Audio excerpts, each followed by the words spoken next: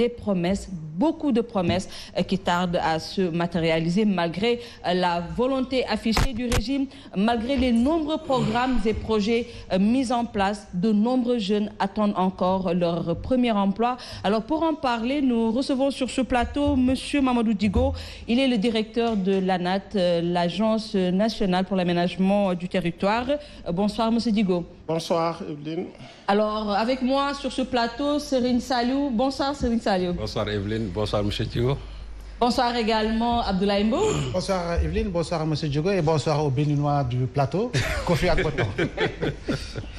Ça c'est Abdoulaye Mbow tout craché. Alors nous démarrons par Monsieur Digo, je viens de le dire. On ne peut pas nier qu'il y a une volonté affichée du régime en place de solutionner le problème de l'emploi. Mais malgré les promesses, malgré les nombreux programmes et projets, beaucoup de jeunes attendent encore. Où est-ce que ça coince? Merci de m'avoir invité. Je précise que Sen TV est une télé qui m'invite souvent. C'est la raison pour laquelle. Vous êtes chez vous. C'est la raison pour laquelle voilà, je vous remercie une fois de plus.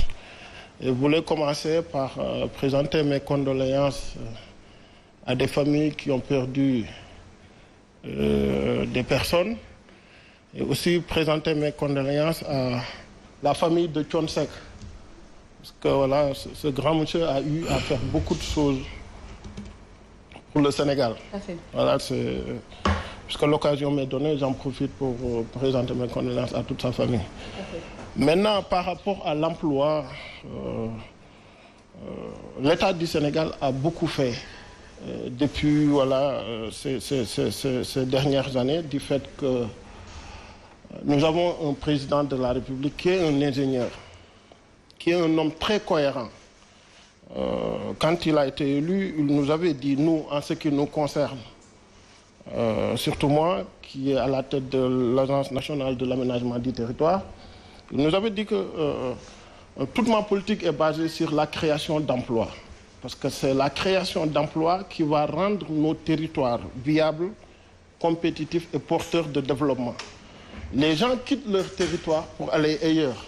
Et le premier motif de quitter son territoire, de quitter son patrimoine, de quitter son bien, de quitter sa famille, de quitter ses proches, le premier motif, c'est l'emploi. Maintenant, si on réussit à mettre de l'emploi dans ces territoires-là, les gens vont rester chez eux et de façon complémentaire, le pays va se développer. C'est la raison pour laquelle, quand vous m'avez invité pour parler de l'emploi, j'ai sauté sur l'occasion pour venir. Parce qu'il nous avait demandé aussi d'identifier toutes les ressources du pays, de faire cette cartographie et de faire, dans le cadre du plan national d'aménagement et de développement territorial du Sénégal, ce qu'on appelle les grandes affectations. Nous avons terminé le plan, il a été validé, il y a une loi même qui accompagne ce plan. Et dans ce plan, nous avons identifié 14 grandes affectations. Et un autre plan de plus? Non, ce n'est pas un plan de plus. Le Sénégal courait derrière un plan d'aménagement du territoire depuis 1960. C'est en 2020 qu'on a réussi à avoir un plan validé en conseil présidentiel par le président de la République le 24 janvier dernier. Et dans ce plan, vous avez pris en charge les besoins caractéristiques de l'emploi dans les différentes Exactement, c'est ce que nous avons fait. C'est la raison pour laquelle j'étais en train tout à l'heure d'expliquer ce qu'on appelle les grandes affectations. Allez-y. Maintenant, nous avons identifié l'ensemble des ressources de ce pays, à savoir les ressources naturelles, les ressources que l'on peut créer, et certaines ressources qu'on va mettre en place dans certains territoires pour développer ces territoires-là et permettre le développement. Vous savez, l'emploi, ce n'est pas comme si on vient à 10 heures, on prépare un tchéboudienne et on le mange à midi. L'emploi, c'est comme quand on, par exemple, sème de l'arachide. On sème le premier jour, les mois qui suivent, on surveille, on désherbe, jusqu'à ce qu'on ait la récolte. Mais le rythme est lent, hein, mais l'emploi, mais l'emploi, c'est ça aussi. L'emploi, c'est ça aussi. Vous savez, nous avons hérité quelque chose de très difficile. des gens refusent souvent d'en parler, mais moi je vais en parler aujourd'hui. Nous avons hérité un système, nos systèmes productifs locaux sont toujours à l'état traditionnel. Le menuisier de 1960 est resté le menuisier de 2020. Le tailleur de 1960, au moment où on obtenait notre indépendance, le mécanicien, l'agriculteur, l'éleveur, est resté le même jusqu'à maintenant. Et pourquoi? Parce que nous n'avons pas eu sauté certaines étapes par rapport à la modernisation. On est dans un monde moderne aujourd'hui. J'ai l'habitude de dire à certaines personnes, j'ai dit en fait, que si tout ce qu'on devait faire auparavant, si le pays était projeté, si on avait fait une projection par rapport aux dynamiques spatiales et aux dynamiques démographiques, aujourd'hui, on aurait le plein d'emploi. Mais malheureusement, ce n'était pas fait. Des gens ont tenté et ils avaient des difficultés. On reviendra à vous. Mais quand vous me laissez finir, mais quand le président est venu en 2012, il a dit cette question d'emploi, c'est une question très complexe. On va la phaser. Et comment? Avec la promesse de la création de 500 000 emplois? Oui, on va la phaser. Les phases, nous allons gérer par rapport à l'urgence tout ce qui relève de l'urgence. La deuxième phase, c'est le court terme. Et la dernière phase, en fait, c'est la phase long terme qui consiste à régler cette question d'emploi de façon structurelle. Il nous a dit la phase d'urgence, c'est quoi? C'est de recruter pour combler le gap qui manque au niveau de la fonction publique. Recruter des ASP, recruter pour la santé, pour les enseignants et autres. La deuxième, c'est de faire de telle sorte que les infrastructures que nous sommes en train de créer un peu partout au Sénégal, les routes, la voie ferrée, les forages et tout ça, qu'on emploie le maximum de personnes. Même la finition de l'aéroport Blaise Diagne, c'était ça. Maintenant, la dernière phase, la phase qui consiste à régler de façon structurelle cette question, c'était de faire un plan national d'aménagement et de développement territorial qui va extirper nos besoins en formation pour que les Sénégalais soient formés de bout en bout par rapport à toutes nos ressources, à toutes les ressources que nous avons, que ce soit le métal, parce qu'il est question aujourd'hui de fabriquer nous-mêmes nos clous, de fabriquer nous-mêmes nos aiguilles, de fabriquer nous-mêmes la menuiserie industrielle. La deuxième chose... Nous allons y revenir, juste le temps de donner également la parole à Serigne Saliou et à Abdoulaye Mbow. Nous venons d'entendre M. Digo sur ce plan national d'aménagement du territoire qui va également sous-tendre un peu la politique d'emploi de l'État du Sénégal. Mais comme j'ai eu à le dire tantôt, c'est comme si c'est encore lent par rapport à la demande qui est pressante, parce qu'on nous dit, selon les chiffres de l'ANSD, que 60% des demandeurs d'emploi sont des jeunes. Et ces jeunes attendent encore.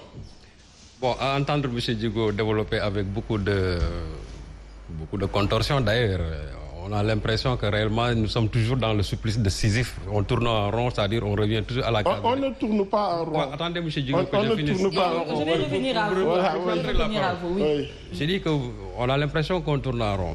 Quand vous avez décidé de battre campagne pour prendre, c'est-à-dire le pouvoir, le président Macky Sall, à l'époque, qui était candidat, il avait élaboré, bien sûr, un plan, c'est-à-dire il avait élaboré un plan sur lequel il devait s'appuyer normalement pour promouvoir des emplois aux jeunes qui étaient là, et bon, dont la majeure partie, quand même, sont des chômeurs. Il avait fait la promesse de 100 000 emplois par an. Donc, normalement, on devait même parler pas de 500 000, mais de 700 000 dans la mesure où il a fait 7 ans pour son premier mandat. Mais en 2012, il disait qu'ils étaient à 491 000 emplois créés. Mais vous savez ce qui est arrivé récemment avec les nombreux départs des jeunes qui voulaient traverser l'Atlantique et qui finalement ont trouvé la mort là-dedans. Je crois que c'est la meilleure réponse pour montrer qu'en réalité, il y a eu un échec sur même la politique de l'emploi. Il est vrai que les initiatives n'ont pas manqué, parce qu'il y a eu des entités quand même, ou bien des structures de financement qui ont été mises en place, mais qui, par manque de cohérence, par manque de vision, en réalité n'ont pas été opérationnelles. D'ailleurs, un des leurs, qui est M. Pape Amadou Sarr, il a dit ici en disant que toutes ces structures de financement, que ce soit l'ADER, le FONSIP, le FONGIP, l'ADPV, tout ça, on devait quand même les réunir dans un seul écosystème financier, ne serait-ce que pour avoir plus de lisibilité sur même les besoins en emploi. Malheureusement, ça ne se fait pas. Et vous savez pourquoi nous, dans nos différents régimes, depuis le temps de Senghor, passant par Diouf jusqu'à Abdoulaye Wade, jusqu'à aujourd'hui le président Macky Sall, c'est parce que tout simplement, cette politique de l'emploi, ça a toujours été fait sur du pilotage à vue, avec le clientélisme aussi politique, et en plus aussi manque de vision. Quand je parle de clientélisme politique, regarde ce qui se passe aujourd'hui avec l'ADER. On a parlé de délégation, je ne sais pas, à l'entrepreneuriat rapide. A toujours l'habitude de dire que l'entrepreneuriat ne peut pas du tout être rapide. C'est lui, le planificateur, je crois que pour pouvoir entreprendre, quand même, il faut une certaine vision quand même dans la durée. Mais il fallait nécessairement donner des financements pour s'accaparer une certaine clientèle politique. Et c'est ça qui a fait qu'aujourd'hui, il y a beaucoup d'argent qui a été injecté, bien sûr, dans l'espace public, ne serait-ce que pour trouver des emplois, et qui, en réalité, n'a pas pu résoudre ça. Et aujourd'hui, qu'est-ce que l'on voit? Vous parlez tout à l'heure du menuisier de 1960. C'est parce que, tout simplement, aujourd'hui, la problématique de la formation et de l'emploi, il n'y a pas d'adéquation, parce que vous ne pouvez pas former des gens sans pour autant avoir même le besoin sur le marché du travail. On forme des gens, c'est ça qui fait qu'aujourd'hui l'université est devenue une fabrique tout simplement de chômeurs. Des gens se retrouvent aujourd'hui avec des maîtrises, avec des troisième cycles, souvent avec des doctorats, et qui par la suite se retrouvent dans la rue parce que tout simplement ils n'ont pas d'emploi. C'est la raison pour laquelle moi je dis que là où nos gouvernants ont surtout échoué, ils n'ont pas su investir dans l'éducation, ils n'ont pas su investir dans la formation, en faisant de sorte qu'il y ait une adéquation entre le besoin en emploi et la formation. Il ne sert à rien de former beaucoup de Sénégalais, il ne sert à rien de les mettre à l'école, à l'université, au moment où le besoin en emploi n'est pas du tout adéquat, bien sûr, avec la demande. Alors, Abdoulaye Mbow, je le disais tantôt, on ne peut pas nier la volonté du régime de vouloir régler cette question de l'emploi. Et je le disais également, il y a beaucoup de projets, beaucoup de programmes, énormément de milliards qui ont été investis pour peu de résultats, parce que nous tous on le voit, la demande est encore là, elle est encore forte. Est-ce que ce n'est pas un défaut de planification également? On pourrait le dire, parce que moi je me dis que nous avons une approche en termes d'emploi des jeunes, une approche assez hybride. Autrement dit, une approche arc-en-ciel où véritablement on ne sait pas qui est qui et qui fait quoi. Si vous regardez depuis le magistère du président Abdoulaye Wade, nous avons eu l'ANPEJ, nous avons eu le FNPJ, nous avons eu l'OFEJBAN, nous avons eu tant d'autres structures de financement pour les jeunes. Et depuis l'arrivée du président Macky Sall, même s'il est vrai que certaines agences ont été dissoutes, mais il faudra reconnaître que nous avons l'ANPEJ, nous avons 3FPT, nous avons la délégation à l'entrepreneuriat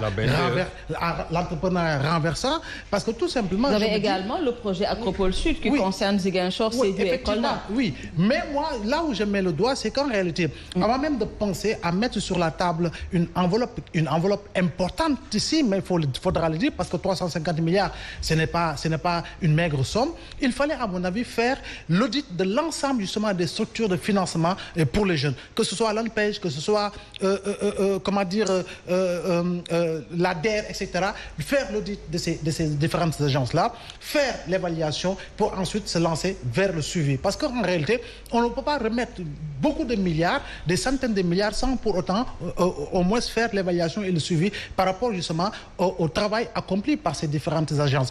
Mais quoi qu'on puisse dire, il faudra le reconnaître, un effort qui a été consenti. Il faudra le reconnaître, il y a des résultats qui ont été obtenus. Mais ma foi, par rapport à la forte demande, on se dit qu'en réalité, cela ne pèse pas lourd par rapport à la balance. Et le pire adversaire de n'importe quel régime, c'est le parti PEJ, autrement dit le parti pour l'emploi des jeunes. Si véritablement vous n'arrivez pas à résolver le gap en termes de création d'emplois, il est sûr et certain que vous risquez d'être emporté justement par cette jeunesse qui aujourd'hui représente la part la plus importante de la population électorale. Un autre facteur, Abdoulaye, est-ce que l'État a su susciter l'emploi avec un secteur privé fort, capable d'absorber également ces nombreux jeunes qui demandent de l'emploi. On sait que le secteur privé au Sénégal, on sait ce que c'est au Sénégal. Effectivement, et moi j'ai toujours plaidé pour véritablement un secteur privé fort. Parce que quand on donne autant de densité au secteur privé national, il est clair que le secteur privé va créer beaucoup de richesses.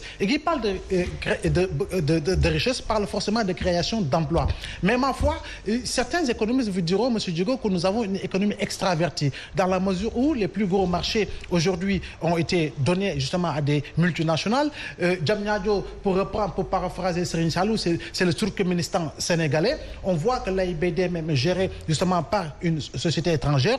Les autoponts que l'on voit un peu partout à Dakar avaient été confiés à Matière SA qui a sous-traité avec une structure chinoise, et c'est cette structure chinoise qui a justement employé des jeunes sénégalais. Mais c'est des emplois précaires. Ce que les jeunes demandent, c'est véritablement miser sur l'employabilité. Et là, le ministère de la formation professionnelle est en train de faire énormément d'efforts à la matière. Mais cela ne suffit pas. Parce que si on voit aujourd'hui le nombre de jeunes morts en Méditerranée, on se dit qu'en réalité, il y a toujours le problème en termes d'employabilité, mais également en termes de création d'emplois. Donc, il faudra que l'on nous regarde, qu'on se regarde en face, que l'on se dise que nous sommes tous Sénégalais et il nous appartient d'aller trouver l'expertise un peu partout pour aller dans le sens de voir véritablement des mécanismes, des programmes, des projets fiables qui ne vont pas créer des emplois précaires, mais plutôt des emplois durables. Parce que comme on dit dans le jargon wolof, au lieu véritablement de me donner du poisson, apprenez-moi à pêcher. Et je crois bien que c'est là où il faudra mettre véritablement l'accent, c'est là où il faudra placer le curseur.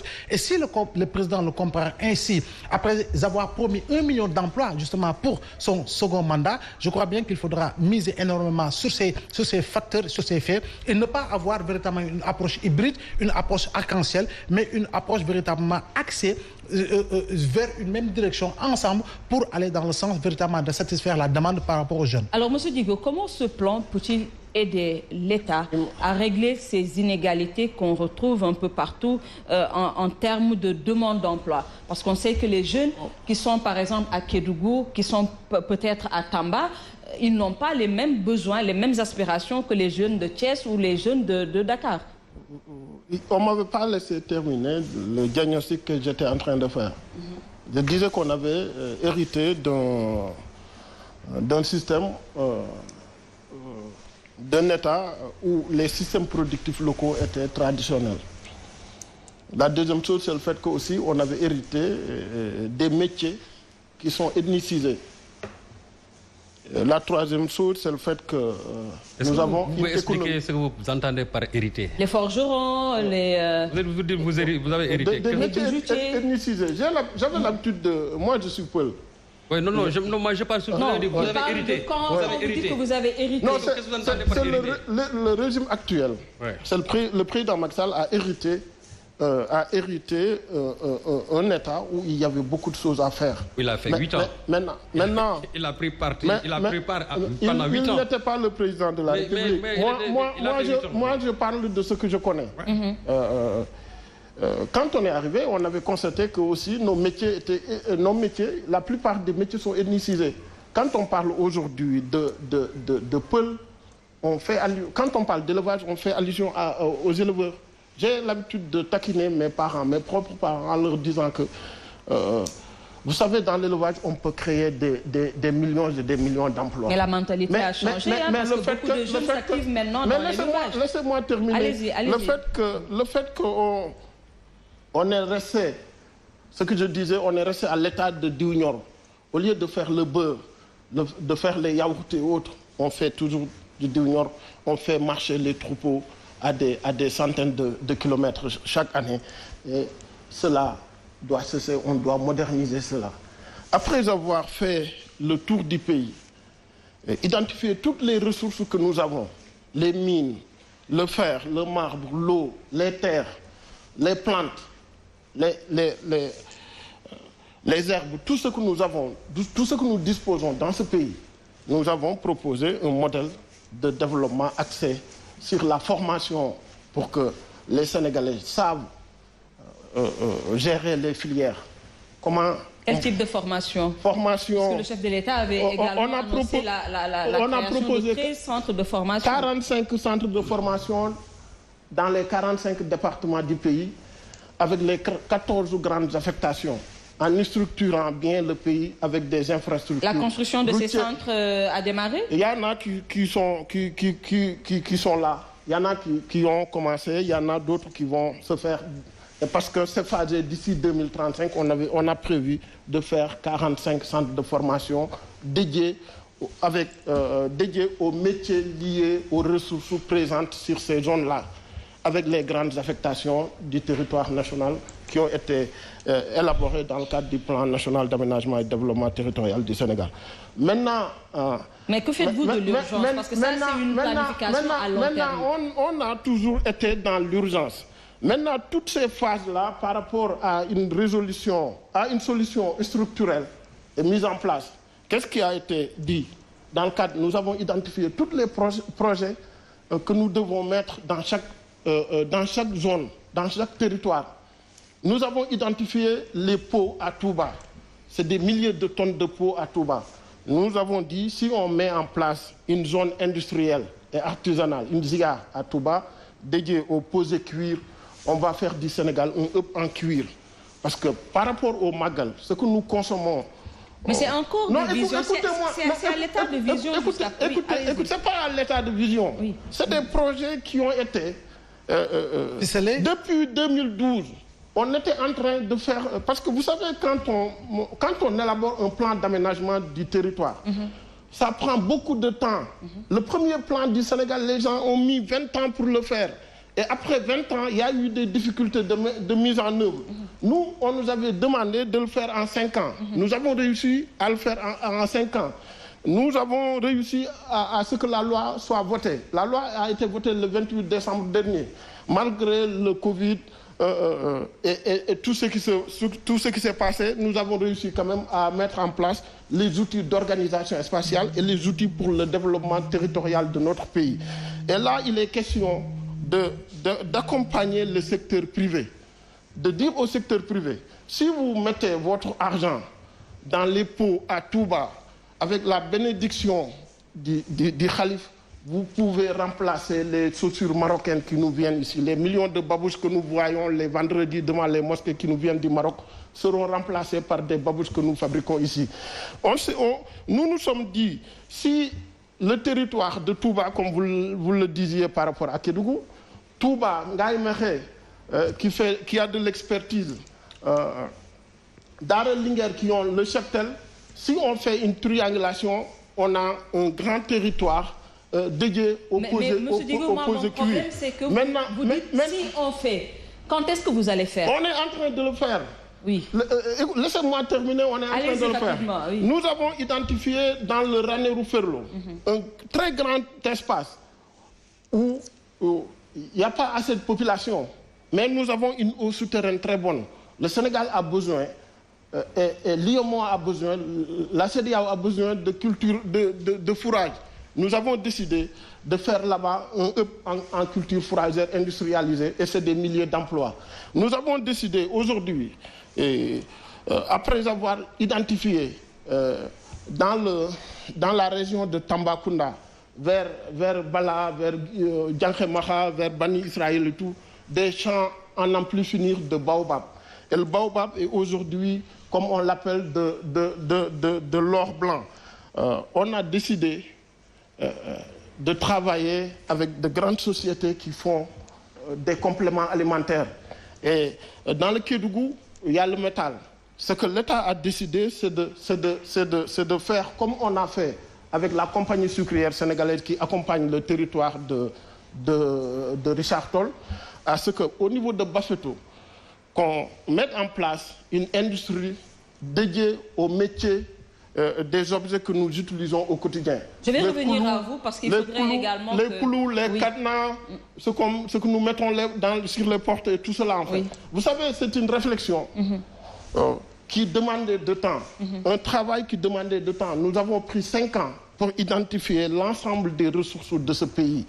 Maintenant, nous sommes en 2021. Ces projets... C'est l'année de la mise en œuvre. Oui, c'est l'année de la mise en œuvre. C'est la raison pour laquelle, quand vous m'avez invité, j'ai dit c'est l'occasion d'expliquer aux gens que c'est vrai, il y a eu des gens qui ont attendu mais il le fallait parce que le président de la République n'a pas trouvé ici un plan d'organisation spatiale ou un plan de développement qui était basé sur ses ressources territoriales. Lui, il veut des territoires viables, compétitifs et porteurs de développement. Et ces territoires-là, on ne peut les avoir que quand on a des systèmes productifs locaux, fonctionnels et modernes. Et deuxièmement, je vais revenir à vous, monsieur Djigo. Serigne Saliou, à entendre l'exposé de monsieur Djigo, on se rend compte, oui, on peut le dire, la vision du chef de l'État, elle est large en matière de politique d'emploi, mais ce qui manque, c'est l'urgence. C'est régler les questions les plus urgentes. Je vais revenir à vous. Vous savez, de 2012 à maintenant, on a créé plus de 2 millions d'emplois. Mais je viens de le dire, en fait. Maintenant, des emplois, de l'emploi structurel qui va régler de façon définitive cette situation qui a fait que nous avons une balance commerciale déficitaire qui a fait que nous avons... Plus d'1 million d'emplois créés, certes, on n'en disconvient pas, mais la demande est encore là. Mais comment régler cette demande-là? L'urgence. À entendre vraiment l'exposé très laborieux de M. Djigo, moi j'ai l'impression d'avoir en face de moi quelqu'un qui se prépare, un candidat qui se prépare à l'élection présidentielle et qui élabore un programme de campagne. Parce que moi, ce que je suis en train d'entendre ici, on est dans la prospective. Alors qu'il faut, c'est-à-dire, comme vous l'avez dit tout à l'heure, Evelyne, on est dans l'urgence. Mais vous avez oublié que vous avez déjà fait 9 ans de pouvoir, M. Djigo, et qu'il ne vous reste que 3 ans, c'est-à-dire pour peut-être finir complètement la mission présidentielle. Mais à vous entendre parler, déjà vous vous projetez dans 2035, alors qu'en réalité, en 2021, vous ne pouvez pas encore résoudre les problèmes des Sénégalais. Comme si tous ces chômeurs-là qui arrivent sur le marché du travail, chaque année presque, on en a 200 000. Et vous pensez que ces gens-là, ils vont attendre ici que vous fassiez des planifications par-ci, par-là pour donner... Je ne veux pas on va revenir à vous, vous aurez également l'occasion de répondre. Oui, allez-y, il faudra revenir un peu sur terre. Parce que nous, on est dans le concret. On n'est pas vraiment dans cette prospective-là pour faire, je ne sais pas quoi. Il faut revenir à la réalité des choses.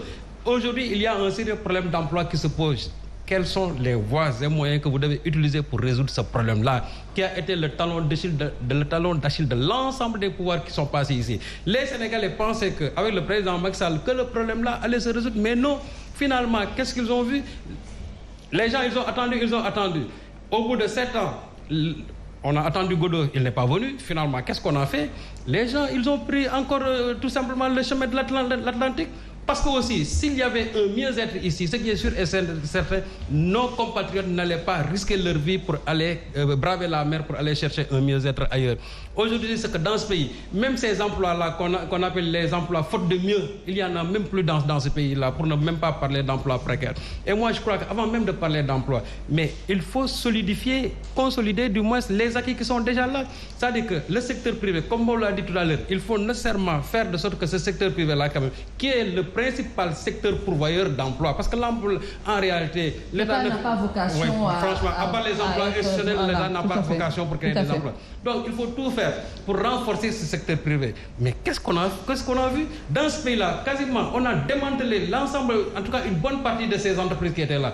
Moi, quand je regarde quelqu'un comme Baratal, qui a son entreprise, imaginez-vous, depuis le président Abdoulaye jusqu'à aujourd'hui, Baratal ne peut même plus bénéficier pratiquement d'un marché dans ce pays-là. Et pourtant, c'est un fils du pays qui a ses employés, mais qui ne peut même pas bénéficier, j'ai dit, d'un seul marché venant de ce pays-là. Or, pourtant, en la matière, si vous regardez le Code des obligations civiles et commerciales, il est même dit à l'article 28 que, concernant même la passation des marchés, on peut faire une préférence nationale, c'est-à-dire on peut privilégier, c'est-à-dire nos entreprises locales. Mais on ne le fait pas. Je parlais de tout à l'heure de Baratal. Je parle aussi de quelqu'un comme Mme Aïda Ndiongue, qui non seulement a eu des démêlés judiciaires avec l'État, mais aujourd'hui qui ne peut même plus reprendre son activité parce que... Oui, mais il faudrait également que le secteur privé s'organise pour pouvoir prétendre à certains marchés. Non, vous savez, le secteur privé qui s'organise, il faut que l'État aussi aide ce secteur privé-là à s'organiser.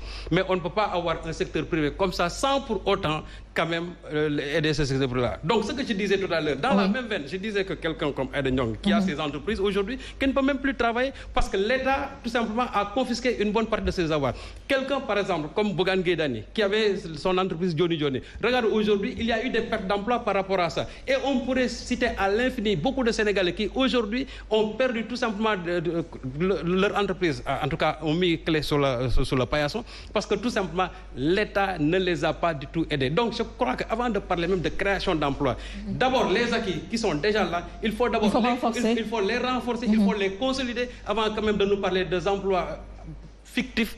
Parce que tout ce que vous êtes en train de raconter ici, monsieur Djigo, j'ai l'impression qu'on est dans la fiction. Or, il faut qu'on revienne à la réalité des choses. On a besoin d'emplois aujourd'hui. Les Sénégalais ont besoin d'emplois. Maintenant, qu'est-ce qu'il faut réellement faire pour satisfaire leurs besoins? Alors, Abdoulaye Mbow, 350 milliards de francs CFA promis encore par le chef de l'État, alors que la question de l'inadéquation de la formation n'est pas encore réglée. Beaucoup de jeunes qui sortent des universités, qui sortent des écoles avec énormément de diplômes, mais qui ne peuvent pas prétendre à un emploi, qui ne peuvent pas soumissionner auprès du marché de l'emploi. Cette question n'est pas encore réglée. Oui, effectivement, et parole de Kofi, hein, c'est important tout cela. Mais quoi qu'on puisse dire, vous savez, depuis plusieurs années, on parle justement des curricula. Là, il faudra véritablement que l'État fasse un effort par rapport au curricula. Quel type de formation pour la jeune génération au Sénégal? Je crois bien qu'on ne peut plus continuer de former des milliers de jeunes en ressources humaines, en marketing, en commerce international, en douane, etc., etc., alors qu'en réalité, nous pourrions créer des universités qui vont former véritablement des jeunes. Pour te rejoindre, beaucoup sont ces jeunes qui prétendent à un emploi et qui sont ni menuisiers, ni mécaniciens, ni électriciens, qui savent absolument rien faire. C'est ça le drame. Et vous savez, l'école supérieure polytechnique de l'université Cheikh Anta Diop, mais forme des techniciens, des cadres de haut niveau. Et je connais un jeune qui a été pris au Sénégal et qui travaille présentement dans une compagnie allemande pour ne pas la citer, Lufthansa. Et des jeunes comme ça, il y en a énormément. Raison pour laquelle il faudra impérativement que l'on encadre beaucoup plus les jeunes dans la formation. Nous avons une économie qui est beaucoup plus soutenue par un secteur tertiaire. Un secteur tertiaire melting pot, mais désorganisé. Aujourd'hui, on parle justement du ministère de l'Artisanat et de la transformation du secteur tertiaire. Ma foi, il faudra qu'il accélère la cadence pour aller dans le sens véritablement de fédérer les différentes forces au niveau du secteur tertiaire, mais également miser sur le secteur primaire et le secteur secondaire. Aujourd'hui, en termes d'industrialisation, il faudra impérativement que l'on mette ce qu'il faut pour créer des industries. Parce qu'aujourd'hui, quoi qu'on puisse dire, la banane est en train de pourrir dans la région de Tambacounda. Même si la mangue sénégalaise est aujourd'hui labellisée et en termes d'exportation, nous faisons des résultats, la mangue continue de pourrir justement en Casamance. Aujourd'hui, quand on prend la noix d'acajou, par rapport à son exploitation par des firmes étrangères, je crois bien qu'on peut également faire énormément d'efforts. Nous récoltons pas moins d'1 million. On récolte pas moins d'1 million de tonnes et plus d'arachides que nous vendons à la Chine. La Chine achète notre kilo d'arachide à 450 ou 500 francs, mais part avec elle en Chine. Pour revenir après transformation, nous vendre le 100 grammes peut-être à 1200 francs. Vous voyez donc et d'autres produits dérivés de l'arachide. Oui, et d'autres produits dérivés de l'arachide. Donc il nous faudra véritablement nous concentrer et mettre l'accent sur l'industrialisation. Lorsque le président Abdou Diouf créait le Technopole, il parlait justement d'un futur Silicon Valley au Sénégal. Mais qu'en est-il jusqu'à présent? L'économie verte également, il faudra qu'on mette l'accent là-dessus. Par rapport justement à l'économie numérique, quand on voit le pourcentage en termes de croissance que l'économie numérique apporte à des pays comme le Nigeria, comme le Kenya, je crois bien qu'au Sénégal également, on peut miser sur la formation des jeunes par rapport justement à l'économie numérique. Donc, nous avons un grand ensemble, mais pour cela, il faudra énormément de volonté politique. Ma foi, ça peut ne pas manquer, parce que quoi qu'on puisse dire, il y a des ministres, il y a des directeurs généraux qui sont en train de faire dans leurs différents départements des résultats probants, des résultats pertinents, mais cela ne suffit pas par rapport à la demande. Parce que chez nous, véritablement, Tout est urgence, tout est urgence. Et si le président Macky Sall véritablement veut faire plus et mieux encore, il faudra qu'il se tourne vers le parti de la demande sociale. Et le parti de la demande sociale est fortement porté par la jeune génération. Donc il faudra impérativement qu'il parle aux jeunes, parce que ce sont les jeunes qu'il avait élus en 2012 et ce sont ces jeunes qui l'ont probablement réélu en 2019. Donc la jeunesse est un point essentiel, un pion essentiel par rapport à un pays qui aspire à l'émergence. Alors, M. Digo, je reviens à vous. Le plan a certainement travaillé sur beaucoup d'aspects. Le plan a pris en compte beaucoup d'aspects. Mais il faudrait dire également que ceux qui restent au pouvoir, pour mettre en pratique plutôt ce plan, ce n'est pas beaucoup d'années. Le deuxième mandat est déjà entamé. Alors, quand est-ce que ce plan-là sera mis en pratique pour qu'on commence à sentir vraiment les résultats? La loi qui accompagne le plan, je l'avais dit tantôt, a été adoptée à l'Assemblée nationale, oui. Les décrets vont être bientôt signés. Maintenant, ce que je disais surtout par rapport à l'emploi, je l'ai dit, je ne voulais pas me répéter, mais je suis dans l'obligation de me répéter. L'emploi, aujourd'hui, quand on regarde les grandes nations qui ont des difficultés liées à l'emploi, mais qui ont réglé une bonne partie de leurs problèmes d'emploi, si ce n'était pas que cette saturation qu'ils ont, ils n'allaient pas avoir de difficultés. Mais nous l'avons compris. Nous avons compris qu'il faut reformer les Sénégalais. On ne peut pas se réveiller aujourd'hui. On sait ce qui se passe à l'université Cheikh Anta Diop. Prendre toute l'université, jeter à la poubelle. On ne va pas faire ça. Ce qui est proposé, c'est de faire 45 centres de formation. Mais avant de proposer ces centres de formation-là, il fallait savoir qu'est-ce qu'on a dans ces territoires-là. Je vous l'avais dit tantôt, ce que nous avons dans le Kédougou, ce que nous avons à Tambacounda, ce que nous avons partout, ce que nous avons dans toutes les villes, dans tous les villages, il faut l'articuler à la formation, l'articuler aussi à... une fois que tout est mis en place, qu'est-ce qu'on va faire? C'est le secteur privé qui est renforcé. Parce que quand on met des forages un peu partout, on aide le secteur privé à avoir de l'eau pour pouvoir faire de l'agriculture et autres. Quand on met de l'électricité partout, c'est pour renforcer le secteur privé. Quand on met des lois en leur faveur, c'est pour renforcer le secteur privé. Quand on forme, quand on amène de grands groupes en disant qu'il nous manquait de technologie par rapport à la commercialisation. Nous avons des hypermarchés qui ont été autorisés à venir à travailler au Sénégal. Tout ça rentre dans le cadre de la création d'emplois, dans le cadre de l'industrialisation. Aujourd'hui, il y a des supermarchés qui nous aident à moderniser nos systèmes productifs locaux, qui nous aident à acheter les produits ou à vendre les produits de nos micro-industries. On a dit dans le cadre de ce plan, il faut que chaque territoire ait ses micro-industries. Il faut que chaque territoire ait ses formations spécifiques. Et ça, nous allons le mettre en œuvre les 2 ans qui vont venir, Inch'Allah Rabbi, parce qu'il fallait le faire. Le Sénégal en avait besoin. C'est comme ça qu'on crée de l'emploi. Moi, j'ai travaillé dans des projets, c'était en Europe, dans des projets où on nous avait amené la chèvre, qui avait aidé à créer, avec la filière chèvre, et vous allez terminer par là, s'il vous plaît. Le fromage, oui, la peau, la viande, et tout cela à faire de telle sorte qu'il y a des zones qui étaient pauvres, qui n'avaient pas d'emploi, qui ont réussi à avoir un système productif moderne qui a aidé à développer ces zones-là. Nous nous sommes dit, on va former les Sénégalais pour qu'ils sachent comment faire des tomates concentrées, parce qu'on peut cultiver de la tomate ici. On va organiser les femmes au niveau des territoires pour que la dacatine vendue dans des sachets ou vendue par terre et tout ça qu'on modernise ça, qu'on l'industrialise, qu'on l'amène dans des supermarchés pour les revendre là-bas, qu'on le fasse avec tous les produits. Et vous allez terminer par là. Malheureusement, nous n'aurons pas beaucoup de temps pour parler de ce sujet qui est tellement vaste, n'est-ce pas, Serigne Saliou Abdoulaye Mbow? Le temps est déjà fini. Mais vous me laissez un dernier mot quand même. Oui, juste en quelques secondes, parce que voilà, nous sommes arrivés au terme de l'émission. Voilà, je voulais dire que nous sommes un pays uni, un excellent pays qui est dans une trajectoire de progrès. Moi, j'invite toute la jeunesse sénégalaise, tout le monde, à œuvrer pour la paix, pour le développement de ce pays. Et je tenais quand même à dire aux Sénégalais que nous avons un président cohérent, que je renouvelle mon engagement, ma fidélité et ma loyauté. Parce que moi, je ne suis pas les gens qui ne sont pas cohérents. Le président Macky Sall est quelqu'un de très cohérent. Tout le monde dit ça. J'invite les Sénégalais à l'apaisement et au travail pour qu'on essaye d'avancer. Il y a la Covid, il y a la Covid, il y a la Covid qui a, il y a la Covid qui a impacté. On n'en disconvient pas.